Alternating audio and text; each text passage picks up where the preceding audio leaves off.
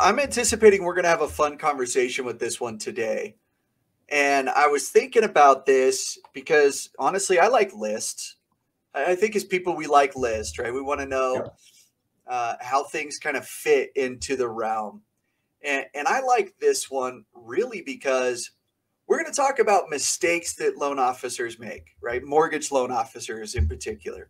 Correct. Because Mitch, I'm fond of you. I appreciate all your wisdom and guidance, and that's why you're a regular guest here on my Facebook Live. Um, Absolutely, without a doubt, not every loan officer is created equal. There's some big differences between loan originators and their skills, and sometimes it makes the difference of getting to the closing table or not. Correct. Sometimes, we can always do an extension. I hear that often, right? Well, we can always extend.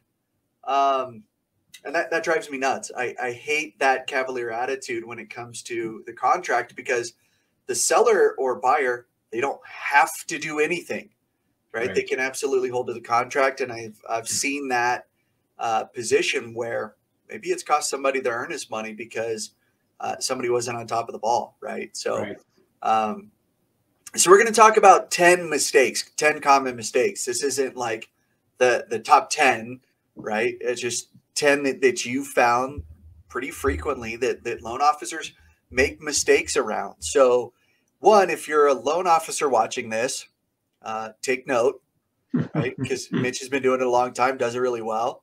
If you're somebody looking to purchase or refinance, right? One, going to Mitch is a good source. Two, these are things that might want to like trigger a question for your loan officer. So Correct. Yeah, there's a lot to know. And one of the things that comes to mind in our industry, like the real estate side of the industry, is a lot of this you only learn by doing and making the mistakes in the past. And then you add that to your list of I'll never do this again. And some of them you just don't know if you're not involved in that kind of a transaction. So doing many loans that I have in the thousands over the years, these things change and adjust, but some of these are very commonly missed items, and I thought they came to the forefront of my mind pretty quickly. So it'll be fun to go through them and talk about ways to avoid having both realtor and lender involved together and making sure these things do get handled up front and communicating that back to our buyer clients, because ultimately many of these things come and start from them. So it's our job to ask the right questions. And whenever I'm looking to make a mortgage purchase or refinance or whatever, I'm consistently going down the route of how do we underwrite this up front? How do we get it to such the stance that I'm not going to have any surprises down the road? Because as a self-employed real estate agent with multiple sources of income, sometimes that's very difficult to provide, right? So if I can give Mitch everything he needs to be able to say, Matt's good to go, right? The underwriter's seen it, reviewed it. That's sure going to make life easier. So, let's make life easier as we go further on the transaction and not harder. For sure. And that's why people like you and I get hired. And our job really is to foresee the future. And that future is if the buyer answers a question or provides documentation in a certain way, I know based on experience what that could then turn into on the next piece of paperwork that I'm going to need, or the next question to ask to make sure I get the proper information to have not only the goal that we start out with, but also to have a plan B and plan C in place just in case something does shift. Having a backup is very important to make sure the transaction still closes. So to your point, yes, being prepared is very important. I like to consider myself a optimistic. It's not the pessimistic. I'm skeptical, right? I'm an optimistic skeptic, and I'm always thinking, okay, this is probably going to work out. It's going to be fine. How many different ways can this go sideways, and how do we account for that? Correct. Right? And that's how we have to think when we're planning our attack on our loan transactions or real estate transactions. And we don't indicate that and share that in that format typically, but what we say is if we can't get what we think we can get, what else can we get to provide what we think the underwriter is going to want to see? Yeah, So yeah. yeah, that's why we get hired. And I think that's the value both you and I add. And that is, and it's such an intangible because people say, what are your interest rates and what are your closing costs, or what's your commission that you charge to take a listing or a sale? And those are all really important. But really the ultimate goal is to get to closing in a systematic way that's not a lot of extra work and a lot of extra stress for people, thinking that was a really seamless transaction when in fact there was a lot of moving parts that they just weren't aware of. And if we can do that, then I feel like we've done our clients the best service possible. It was interesting last year, or maybe it was the year before, since COVID started, it's all a blur. Had some clients at the closing table thank me, and they had sold multiple homes in the past. I said, this was the smoothest real estate transaction we've ever done. And I was like, wow, this was one of the more bumpy ones that I've had to be part of. And I'm Right. glad, right, that we were able to create that environment to be super smooth on that end. Because it should be as a consumer. I don't want you to have the bumpy ride. So no, exactly. And that becomes a relative thing. You and I have had more challenging or less challenging, and we do many per month, where a home buyer or seller does this once every 5 to 10 years or 20 years. Yeah. So they only remember that last experience. Yeah. And it's always changing. So let's jump into Sounds Mitch's list of 10 common mistakes that mortgage officers make. So you've got your list, and I'm going to let you go through. You were nice enough to share it ahead of time, so I can go back and make reference. So let's talk about number 1 on your list. Sure. Well, first thing is money. Money is really important when it comes to buying a house. From our perspective, where those funds are coming from is probably the most important piece, because people these days want to have a lot of cash at home. And if someone says, I've got $10,000 cash that I want to use to purchase my home, and I'm going to or already have put that in my bank account, then we have to validate, where did you get $10,000 from all of a sudden? And that causes quite a bit of concern in our industry, because we can't validate that that was their money. And so cash on hand or big cash deposits do become of concern. And so we want to ask, when someone says, I have $15,000 to work with to buy a home or more, my next question is that money you currently have in your bank account or an investment account someplace? Or is that going to be gift funds from a family member? Where is that money going to be coming from? Or are you waiting to get it, but that's what your total will be? So a lot of people right now are waiting for income tax returns. And they'll say, I have $10,000. And I'll say, great, how much do you currently have and where is it coming from? And they'll say, well, actually $5,000 is coming in my tax return and $5,000 is in the bank right now. And you and I spoke just before we started today about how long is the IRS taking to provide people with their returns. And that's another conversation from a standpoint of timeliness and supplying your information to the IRS in a certain way. But we don't really know how long it's going to take right now, because everything is taking longer. So to rely on that to buy a house could be of concern, especially if you're under contract and you have a 30-day closing. So me knowing what that is important. And there's a good example of plan B or plan C. So plan B is, if they don't get their money in time, where are they going to get their money from? And that's where I would ask the question, if you needed gift funds, can you get gift funds? Or do you have a 401k to pull money from, or what have you? So great example, again, for B and C. Well, cash isn't cash, right? Necessarily when it comes to this, not all cash is equal. That is very true. We've got to source it, and it's got to sit in that account long enough. Correct, and that's probably one of the biggest things that we find are the bumps in the road along the way, is the either expectation of receipt of funds or the type of funds and how long they've been sitting in someone's account. So big one, we have to address it every time. We have to get very detailed, which is why it's number 1 on my list.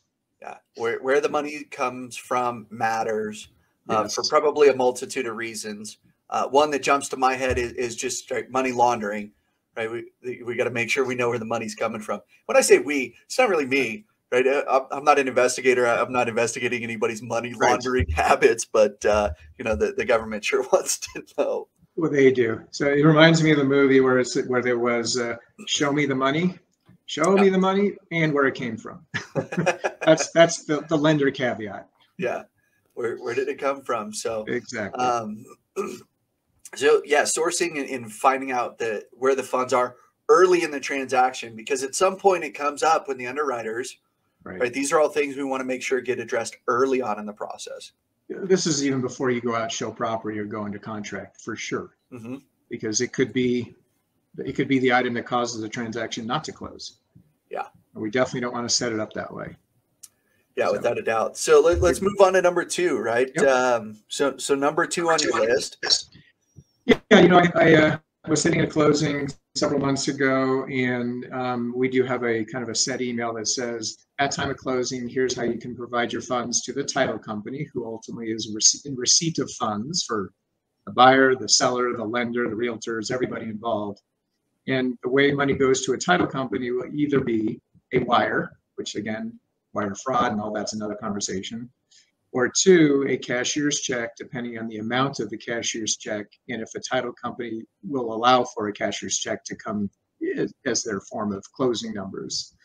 And I was there, and both realtor and I were there having a conversation like this, and the buyer said, the title company said, so can you show me your cashier's check? I didn't see a wire come in. And they said, I have my personal checkbook. I was just waiting to write my check here today.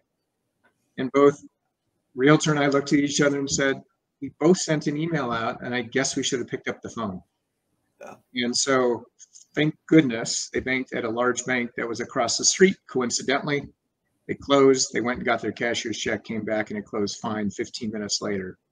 But it was a really good reminder of things that we assume people know, they don't know, and we need to make sure we either put it in writing and express it verbally 1 or 2 or 3 days prior to the closing, or sooner, of course, to make sure that that money does arrive in the proper manner so that they can close on their closing date. Yeah. So the title company doesn't like personal checks, and they also don't take cash. They do not like cash either. They will take typically a cashier's check for less than $500. If something comes up last minute, they will do that. Yeah. So that's every now and then we need that. So little bit different if we're dealing with a $200 check versus yes, $200,000 exactly. Yeah. So so that one we said never again. We got to figure out a different form of communication. Yeah. So yeah, right. We've got our communication procedures in process to make sure that happens as well. So number three, and this is interesting because I was looking for a client who owns land, and where this land was, there was a dramatic difference in values based on kind of the acreage and what I was seeing. One of the factors was this next thing on your list, finding out if the property's in a flood zone. Right. Really important. That changes the nature of when the perspective of the buyer desires sometimes to buy a property that's in a flood zone, should they have not known that in advance. It should be known in advance. Usually it's in the listing, but not always. So we run a flood certificate request immediately. Usually we get it back same day. And then that would then roll into now having to get flood insurance. And if a buyer didn't know the property was in a flood zone, they could have a very large monthly expense on flood insurance in addition to their traditional homeowners insurance. The good news is there's been more affordable flood insurance available over the last several years with private insurance companies instead of going to FEMA. FEMA is probably at least 3 times more expensive than doing it with a private insurance company. And we use the gentleman you and I know from Altitude Insurance, David Fair. He provides that private insurance, and I've used him every time we have a flood property just for the client to get a quote. But finding that out later in the game just makes the buyer think, gosh, am I buying the right property? So the sooner we can at least share that information, if it wasn't done up front, then it's the right thing to do is to notify them immediately. So that's important. And we interpret the property a little differently as well. Yeah, for sure. And that's going to impact approvals as we look at insurance. One of the things that's factored into that payment. Yeah. Correct. And it could cause someone not to qualify, or it could cause them not to feel comfortable with affordability. Yeah.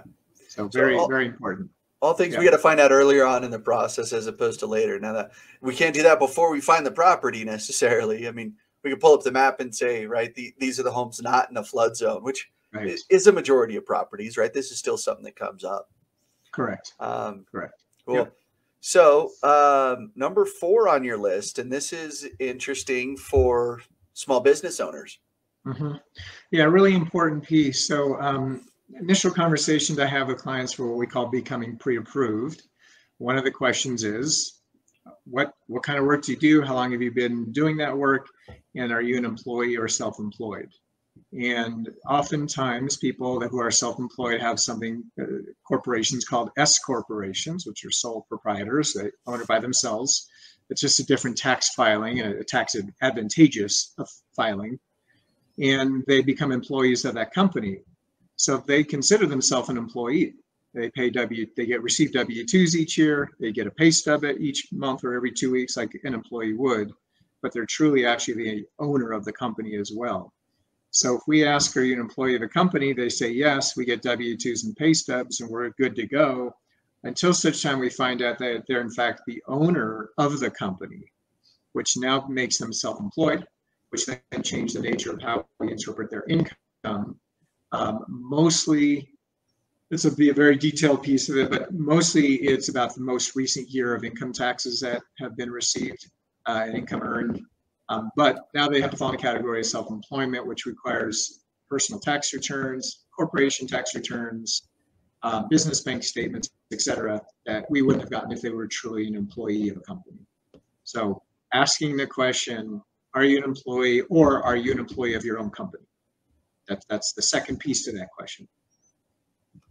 Yeah, that the income and how that's done matters. Now, for those that are watching, understand that there's a difference between what the lender is talking about or considers and what the government and the IRS might, right? They might look at things differently from a tax standpoint.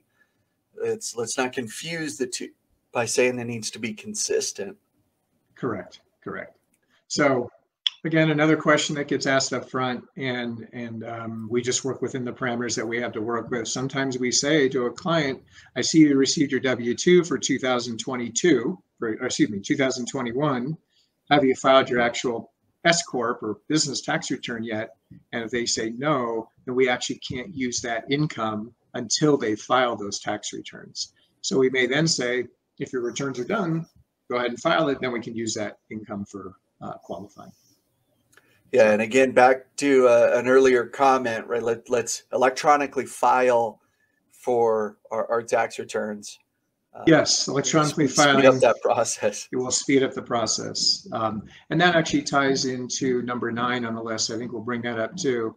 And that is if somebody does file taxes and they have if they owe money to the IRS and they choose to pay it on a monthly basis over a certain amount of time versus a cash payment right at the time of filing, that becomes a monthly bill that we have to qualify somebody from a standpoint of a home loan. And so the question has to be asked, do you owe any back IRS tax payments and are you making any monthly payments? Because some people owe it and haven't made any payment arrangements. It will come up. We will find it, unfortunately. We will find it. And it'll say, by the way, you owe $12,000 from 2021 or 2020. What's the status with that payment?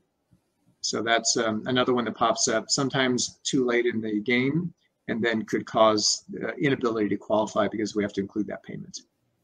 So that's important.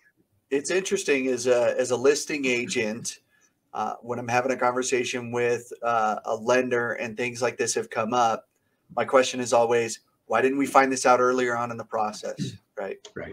Why didn't we find? Well, we just didn't know about, well, Mitch, right? What you're telling me, it's their job to know. It's our job to know. It's also, I'm going to say, it's the job of our buyer to share what they know as well. And every now and then there's a time when neither of us knew or they forgot. And there's something that came up from the past, which is one of the other ones towards the bottom that I've run up against recently. So I thought I'd throw it in there. So it's a combination of everybody asking the right questions and providing the right information is in a timely manner. And the goal is to have all that done before you go under contract. Yeah, for sure. Yep. Yeah. Sometimes to that point, you don't know. Brenna may not want me to share this story here about things you don't know. Brenna's driver's license was suspended for not paying a speeding ticket for 3 years um, Ah, before she found out. Interesting got it. story we could get into another time when we've got Brent on. But yeah, Yes. sometimes we just don't know things. Yes. And you know, you bring up a good point I didn't put on the list, and that is expired driver's licenses. That is one of the things that we get a driver's license up front in every transaction. And then we not only do we get it, we have to look at it to make sure it's not expired. Because it won't be valid at a closing as valid ID, and then you have to go to your passport. And that could be expired because most people don't look at that in many cases. So looking at expiration dates and driver's license is crucial. And we, like I say, we get those up front. Yeah, I think my driver's license expires next year, but it's not one of those things that I'm looking at on a regular basis. No, most people don't until it's too late. So, yeah. Yep. Well, I do remember when I was waiting tables, right? I had to have a valid ID if you were ordering alcohol. So, Mitch, Right. if you sat in my section, I ask for your ID. It says clearly you're old enough, but your ID's expired. That doesn't count as a valid ID. Does not count, which, yep. Yeah. So For sure. had some folks upset at me. Thank God I'm out of the restaurant industry. So let's jump to number 5 there. You know, we went from 4 to 9. We'll get back to number 5 around appraisals.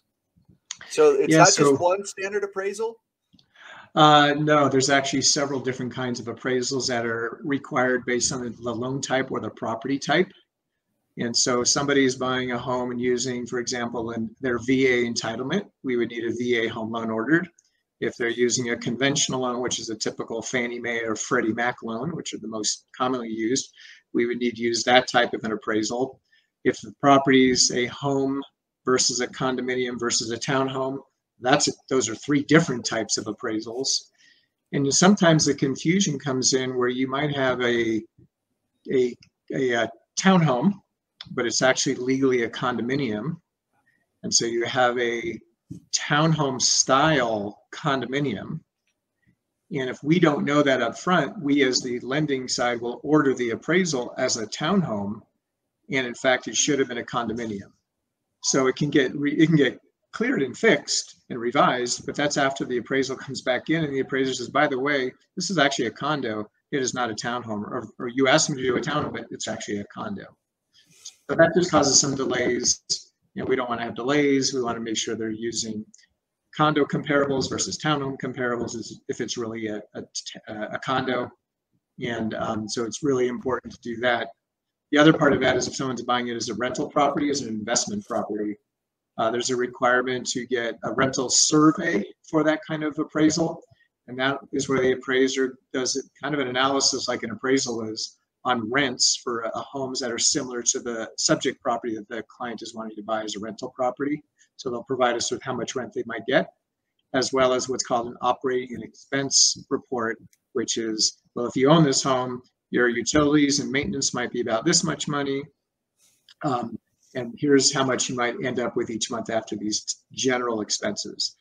If you don't order that as if for a client who's buying a home as a rental, you'll have a delay because you'll have to go get it. So if you forget to do that, that's important. Yeah, delays make everybody nervous. So we want to avoid delays. Correct, without a doubt. Yep. All right. So ordering income tax transcripts, number 6. Yeah. So the nemesis of everybody's existence in the mortgage business, IRS. Anytime those 3 letters come up, that is always like, you know, you start sweating and you're like, oh my God, what did I do? Am I getting an audit? And actually, we got a letter in the mail. My wife and I, she says, honey, I got this letter from the IRS. When you get home, please open it. I'm afraid to open it. Hope we're not getting an audit. So I get home and I, of course, have the exact same feelings. And I open it up and it says, we paid you $15 in interest last year. Please file that on your next year's tax return. So I'm like, when did I get $15 from the IRS? When did I ever pay you anything? So yeah, don't know where that came from. But anyway, that's everybody's first thought. Just direct deposit it into your account. You never saw it, right? Must have been. So it was very, thank goodness that's all it was. Yeah. But these transcripts, what they are, it is a different format of when a buyer files their income tax returns. We're able to pull those tax return numbers that we use to match up with the tax return that we receive from the buyer, in this case, the borrower. So we have to confirm that what they provided us is actually what the IRS received, because an underwriter is using that information to underwrite the file and approve their income and expenses, et cetera. So we don't have to get that for every client, but it's for self-employed people and people who are fully on retirement income. So those are the ones we have to get for sure. And if they don't match up, usually there's a reason why, but it's something that we have to get. Right now, IRS is taking about 2 weeks to get those out. And we use a service. It's not a direct to the IRS. There's a service that then goes to the IRS to request these. And 2 weeks is too long right now for our industry because closings are taking place very quickly. So the buyer can go and create their own IRS portal within the IRS website and get them in 10 minutes, 15 minutes. So we're actually have people take care of that way now up front when we know we're going to require those text transcripts. We will still order them also just as a backup, but it's important that we get those up front. That has caused many delays in closing for sure. We haven't had any personally, that's me knocking on wood, but I've heard of them. The questions I get phone calls. Hey Mitch, we can't close because we don't have transcripts with another company. Does your company require the same thing? And the answer is we do, depending on the income that's being used. So. Well, and Mitch, I know that you've done this in the past. You will pick up the phone, talk to a loan officer on a different deal and help walk them through and solve it. So definitely. Yep. That matters. Yeah. And, it matters to the buyer. And ultimately, that's who we want to make sure is being taken care of, whether it's my clients or another lender's client. Our industry needs as many kudos as we can get. So I feel like if I can help a transaction close just based on some experience I have, I'm all in, and that's a good thing. It's a way to pay back to the industry. That's a great industry for all of us. Yeah.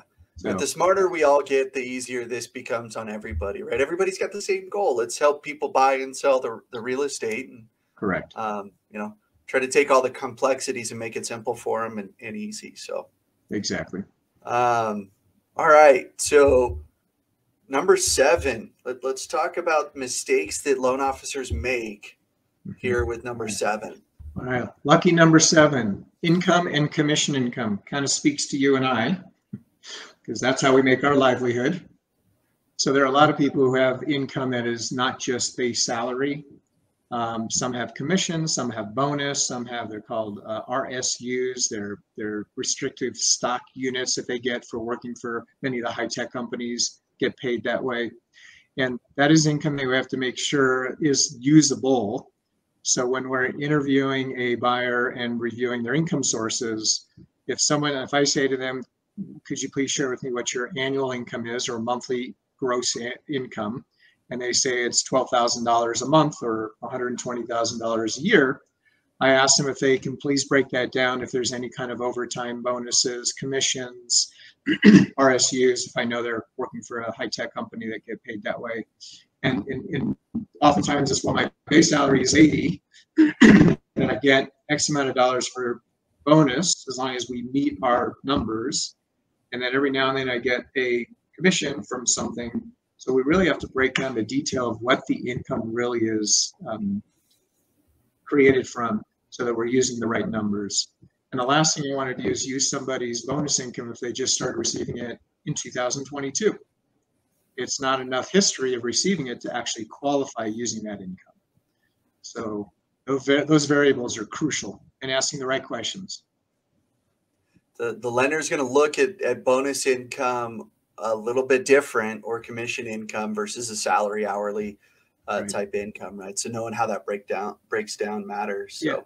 Yeah. Let me just add, if I can add quickly to that, when we're using down payment assistance programs, if it's income that we can't use to qualify, that's a positive thing, because then we don't have to include it in this maximum income a first-time homebuyer can use on those programs, because the income limit is about $83,900 that someone can earn and qualify using one of the down payment assistance programs for a conventional loan, Fannie Mae and Freddie Mac.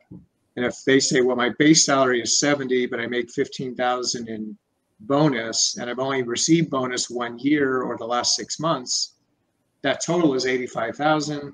They make more than the requirement, But since it's not usable income, I could back that off, and now they satisfy the income limit. So it works both ways. It could be better for higher income. It could be better actually for lower income in some cases. That's awesome. I think we could do a whole episode around that. Yes. Understanding, hey, just because your number might be above it, it doesn't mean that we can't take advantage of the programs that are there specifically designed for correct. Folks Yeah. like Again, it's interpreting the information accurately to give the buyer all the different options that they can use to finance a property. Yeah. Because the reality of somebody who makes $80,000 in income a year and 85, and the difference in their income and their financial, probably not very much, right? Let's let them both take advantage of it if we can. Right. Right. That's correct. Yep. And again, that's my job. Know all the programs and the ins and outs and how to interpret the information. Yeah. All right. So number 8, student loans. Yeah. Yeah. A lot of conversation these days around student loans because they've been deferred, number one, and people haven't had to make payments on them for quite some time now. And they actually sometimes forgot they even had student loans because they haven't made payments. So there's those forgetting items. So there's very defined ways that we have to determine how much a minimum monthly payment is for someone on a student loan, even though they're not making any payments. So my question to someone is, do you have any student loans? No, I don't. Well, so then my second question is, do you have any student loans that you are in deferment and not making any payments, but you still have them outstanding? Oh yeah, I do. I just didn't remember because I don't have to make payments. That's a big answer. Those are two completely different answers for the exact same question. So we have to dig a little deeper because of the circumstances with COVID, number one. Number two is, and why I brought this up is I had someone buying a home, and we do these reports on the back end that says, does a buyer have any federally owned payments that have not been paid and they went into what's called a judgment status? So it's basically they owed it, never paid it, and it just never got resolved. If somebody wants to get a government-backed loan, FHA or VA, and they have an outstanding student loan in a judgment, then they are not allowed to get another government loan until that student loan has been resolved. And resolve could be setting up monthly payments and having a history of making payments or paying it in full. So wasn't shared with me at time of my pre-approval. It didn't show up anywhere until this report got run. And when it got run, memory was recalled by our client who said, you know what, I do, and I know about it, but I didn't know that it was important in this case. And we weren't able, they couldn't pay it, and there wasn't enough time to make payment plans, so we could not complete that transaction. So, of course, now what do I ask? Do you have any student loans that you know you haven't paid on that may have gone to judgment status? As another question around student loans. That's an important one. And that one will just creep up without anybody knowing about it. Right. If I'm not making payments on it, it's something that's out of mind completely. Right. And it was 12 years ago when it took place. So I get that it wasn't remembered. So a lot happens over 12 years. Without a doubt it does. All right. So we did number 9. Let's jump ahead now to number 10. If the borrower is making any, and I'm going to add another question in here to that. Okay. Does this also impact if you're receiving child support alimony? Yes. So the line is if a borrower is making monthly payments for alimony or child support, the important information to get around that is that we have to include it as a monthly debt from a qualifying standpoint. So sometimes people forget because it's an automatic withdrawal out of their paychecks. Mm-hmm. And if I haven't seen a pay stub yet, I wouldn't have seen that yet, which is something we look for in all of our paychecks that we receive.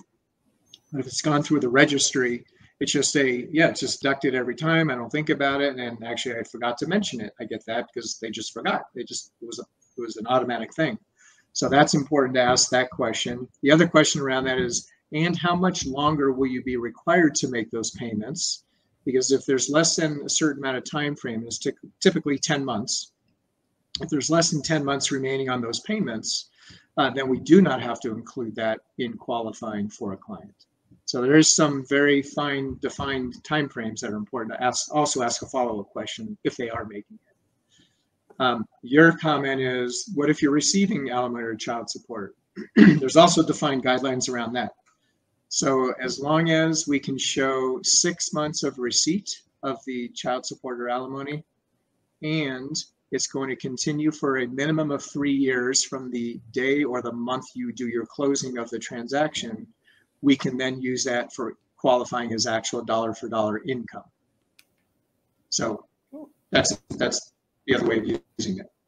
We asked both questions, but this was the one that actually causes people not to qualify by accident, unknowingly. Yeah, understanding where some of that is at. So making those payments and for how much longer. Correct. And I'll if I'm talking to, let's say, two people that are co-borrowing together, you may go, oh, they're first-time buyers, they're not married, they probably don't have alimony or child support. I still ask that question because they could. There's no reason. They just aren't married now to each other, but they may have been married previously. So you just never know, and that's why that question gets answered or it gets asked all the time. Well, they may both have kids they're paying child support to, right? Yeah, of course. I'm a father, right? I've been now for about 2.5 years, but I started a little bit later. I've got friends that started much earlier. They've got kids graduating high school, right? So Right. Young couple, it still may be a thing, right? Something that I could see where a more green mortgage officer may not think to even ask that question. Right. Right. And so, again, this is a list of 10. There could probably be 30 more of these somewhere if I really thought really hard and long about it. But these are the ones that I tend to see come up, and you would just kind of scratch your head and go, God, I'm glad I asked that question. Because if I didn't, something could have changed the outcome of this transaction. Yeah, so. I think easily 30. And I think if we were doing this in real estate agents, the top mistakes real estate agents make, I think that list would be a whole lot longer than 30. Yes, maybe so. But that, again, that all comes in time and doing a lot of transactions. And the more you do, the more you kind of get caught every now and then, like, ooh, I forgot about that one, or I'm glad that came up now and we discussed it and we have a plan B should we need it. Yeah. And my only other comment around all this is the beauty of where I work and my team is I do have a team to go back to. So if I get an answer I'm not familiar with, or I'm not quite sure how our industry will allow us to either get someone for a monthly bill or use income in a different format, I just call my underwriter and say, here's my scenario. What do you think the best result will be that we can use? And then I answer that question right away, and we're good to go. I'm not having to wait for answers and then call people back and get them pretty quick. But that's really important. Yeah, it's interesting. I had a conversation yesterday with a real estate agent who has somebody else that they know that's competing for the same client, and that other agent has been in the business about 2 years and decided to open up his own brokerage, which you can do after 2 years, as long as you meet certain criteria. Now, there's not a lot of criteria to get there, right, to open up your own brokerage, but now it's a one-man shop that's got no oversight. He's got nobody else to go to for questions. And the conversation I was having with the agent in my office, like, what a great opportunity you have, because look at all the resources at your fingertips. And I know who our office attorney is. I don't know how much, like, how good of an attorney a one-man shop could hire when they don't do a lot of transactions. The value of being able to go to somebody and ask specific questions. Hey, I haven't seen this before. This is a little unique. How do I not harm the client, right? Let's get this done and make sure that it's done well with one of the largest financial transactions they may make. Gosh, what a powerful message there in itself.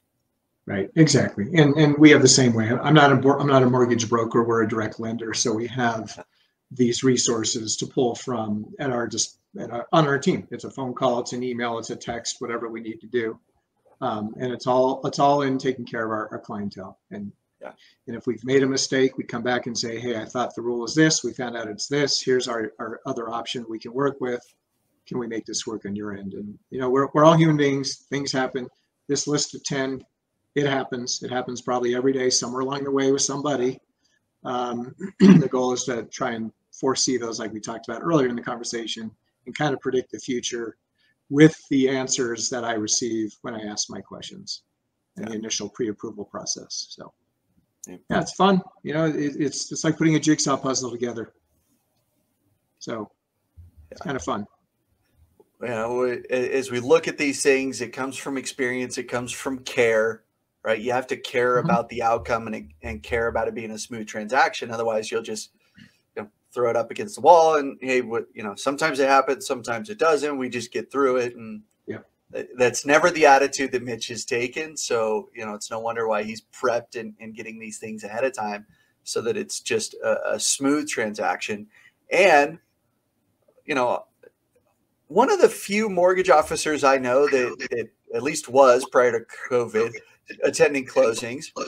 With as smooth as your transactions go, I could see how you have no problem sitting at closing saying hi to everybody because everything was super smooth. Other mortgage officers are like, "Hey, the deal's done. I'm moving on. I don't want to see those folks face to face." Yeah, no, I want to be there, and I'm back again now. So it's been really fun to be able to show up and shake hands, hug, see people have tears in their eyes with their first-time buyers, and I never thought we could do this. This is wonderful. You guys all helped us get here. So it's fun to be back in action with the personal final touch at the closing. Yeah, absolutely. Well, the battery on my light went out. I think that was time, right? We nailed it perfectly. My light's saying, "Hey, it's time to wrap up." Mitch, again, thank you.